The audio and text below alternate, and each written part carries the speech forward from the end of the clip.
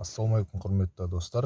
Бүгін біз Lada Grant'ның переключатель ручки, фардың дальний ближнейдің поворотник қосатын ручкасын ауыстырамыз. Менде дальний жанып қалады, сөнбей, сосын поворотник бұрылғанда өзі айырылмайды. Сол себепті ауыстырайын тұрмын. Бұны ауыстыру үшін пластмассты ашып түсіреміз бірінші. Мінеки пластмассаны аштым. Астында 5 шуруп, жанында 2 шуруп, екі жағында 7 шуруппен тұрады.